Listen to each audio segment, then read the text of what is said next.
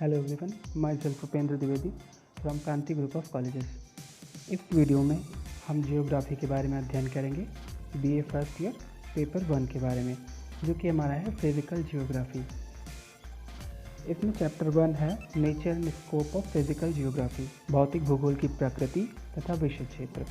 इसमें हम ये अध्ययन करेंगे कि भौतिक भूगोल में किस किस चीज़ का अध्ययन किया जाता है। जैसा कि हम जानते हैं कि भूगोल एक बहुत ही प्राचीन विषय है। इसके प्रति मनुष्यों में चेतना का आरंभ सभ्यता के साथ साथ हुआ। आरंभ में भूगोल सामाजिक शास्त्रों का ही एक भाग था। इसके प्राथमिक विकास का श्रेय यूनानियों को ही जाता है।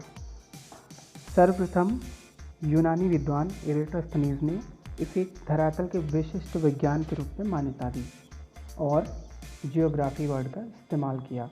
इसलिए इन्हें एराटोस्थेनीज को फादर ऑफ जियोग्राफी की संज्ञा दी जाती है, यानी भूगोल का पिता की संज्ञा दी जाती है। इसके अतिरिक्त जो जियोग्राफिया हमारा वर्ड है, ये ग्रीक वर्ड है और इसमें जियो का अर्थ है पृथ्वी यानी कि अर्थ, और ग्राफिया का अर्थ है वर्णन करना यानी कि टू डिस्क्राइब। इस वर्ड का इस्तेमाल सबसे पहले एराटोस्थेनीज ने किया था। इसके अलावा हमबोल्ट एंड रिटर, इन्होंने भी बहुत ज़्यादा मेहनत की इस क्षेत्र में भूगोल को एक विशिष्ट विज्ञान के रूप में मान्यता दिलाने के लिए। इसके आधुनिक स्वरूप की नींव, जो ये हम आज भूगोल का स्वरूप देखते हैं, इसके आधुनिक स्वरूप की नींव कब पड़ी? 1750 से 1850 ईस्वी के मध्य। और इसके प्रतिनिधि विद्वान हमबोल्ट तथा रिटर हैं। इन्हें हम फादर ऑफ मॉडर्न जियोग्राफी कहते हैं और इसीलिए कहते हैं क्योंकि इन्होंने इस क्षेत्र में बहुत ही अच्छा कार्य किया था। फिर धीरे धीरे भूगोल में डुअलिज्म का सूत्रपात हुआ और स्पेसिफिक इसकी ब्रांचेस बनने लगी अलग अलग, जैसे कि जियोग्राफी, उसके बाद फिजिकल जियोग्राफी और फिर ह्यूमन जियोग्राफी। इसमें हम फिजिकल जियोग्राफी के बारे में पढ़ रहे हैं क्योंकि ये हमारा पेपर 1 है। पेपर 2 हमारा है ह्यूमन जियोग्राफी, इसके बारे में हम बाद में अध्ययन करेंगे।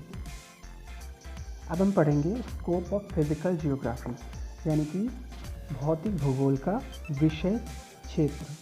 भौतिक भूगोल के विषय क्षेत्र को कई विद्वानों ने अपने हिसाब से बांटा है। भौतिक भूगोल को इंग्लिश में फिजिकल जियोग्राफी के नाम से जाना जाता है। फिजिकल का अर्थ होता है of the laws of nature या प्रकृति, और जियोग्राफी से तात्पर्य पृथ्वी का वर्णन। जैसा कि अभी हम पढ़ चुके हैं, geo plus graphy equal to geography. Geo का अर्थ और ग्राफी का अर्थ है वर्णन करना, यानी पृथ्वी का वर्णन करना। इसमें हम देखेंगे कि इसे कितने पार्ट में बांटा गया है फिजिकल जियोग्राफी को। तो इसमें हमारा नंबर 1 है लिथोस्फीयर और geomorphology, number 2 climatology, number 3 oceanography, number 4 biogeography, number 1 है स्थलमंडल या भू आकृति विज्ञान या लिथोस्फीयर और जियोमॉर्फोलॉजी। इसमें हम स्थल पर मिलने वाली प्रथम श्रेणी के उच्चावचों का अध्ययन करते हैं। उच्चावच मतलब कि रिलीफ फीचर्स, यानी कि महाद्वीप तथा महासागर, ये हमारे प्रथम श्रेणी के उच्चावच हैं। फिर हमारे आते हैं द्वितीय श्रेणी के उच्चावच। इसमें है पर्वत, पठार, मैदान तथा झीलें। फिर तृतीय श्रेणी के उच्चावच, इसमें अपक्षय तथा अपर्दन द्वारा निर्मित स्थलाकृतियाँ, अंतर्जात और बहिर्जात बलों द्वारा उत्पन्न आकृतियाँ, उनका प्रभाव, चट्टानों के बारे में अध्ययन, मृदा के बारे में अध्ययन, ज्वालामुखी और भूकंप के द्वारा बनने वाली आकृतियों के बारे में अध्ययन किया जाता है। फिर हमारा नंबर 2 है क्लाइमेटोलॉजी या जलवायु विज्ञान। इसमें हम जलवायु के बारे में अध्ययन करते हैं। इसमें वायुमंडल के संगठन तथा संरचना, मौसम, जलवायु, उनके तत्व, सूर्य तप का वितरण, यानी कि सूर्य से जो हीट हमको मिलती है उसका वितरण कहाँ पर कैसा है, क्योंकि धरती हमारी गोल है इसलिए सभी स्थान पर ताप बराबर नहीं मिलता है। ऊष्मा का संतुलन, बजट, तापमान वितरण, प्रक्रिया तथा प्रभाव, वायुदाब, इन सारी चीज़ों का अध्ययन हम क्लाइमेटोलॉजी में करते हैं। मौसम से संबंधित सारी चीज़ों का अध्ययन हम क्लाइमेटोलॉजी में करते हैं। फिर हमारा नंबर 3 है ओशनोग्राफी या समुद्र विज्ञान। जैसा कि हम जानते हैं पृथ्वी के 70.8% भाग पर जल है तथा 29.2% भाग पर स्थल का विस्तार पाया जाता है। रफली इसे हम 71% मानते हैं। इसमें हम अध्ययन करते हैं समुद्र विज्ञान का। क्यों? क्योंकि समुद्र हमारी पृथ्वी के 71% यानी कि 1/3 से भी कुछ ज़्यादा भाग पर फैला हुआ है, और इसमें हम महासागरों में पाए जाने वाले जितने भी रिलीफ फीचर्स हैं तापमान का वितरण प्रभाव, लवणता, निक्षेप, लवणता यानी कि सैलिनिटी, ज्वारभाटा, महासागरीय धाराएं, प्रवाल भित्ति यानी कि कोरल रीफ, महासागरीय संसाधन, सागरीय मौसम विज्ञान, इन सब चीज़ों का अध्ययन हम इसमें ओशनोग्राफी में करते हैं।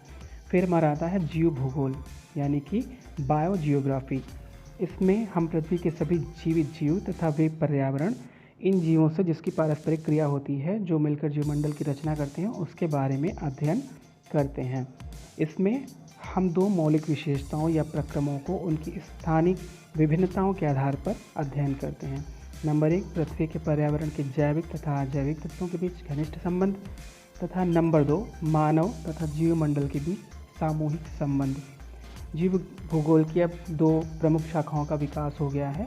नंबर 1, पादप भूगोल यानी कि प्लांट जियोग्राफी, तथा नंबर 2, प्राणी भूगोल यानी कि एनिमल जियोग्राफी।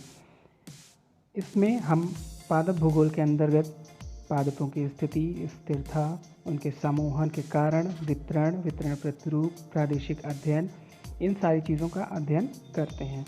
इसके अलावा प्राणी भूगोल के अंतर्गत हम प्राणियों की गतिशीलता, प्रजातियों के सूक्ष्म रूप, उनके व्यवहार में अत्यधिक अंतर, उनके वितरण प्रतिरूप, जीवोम, बायोम, पादप परिस्थिति, जंतु पारिस्थितिकी तथा मानव पारिस्थितिकी का अध्ययन भी जीव भूगोल के अंतर्गत किया जाता है।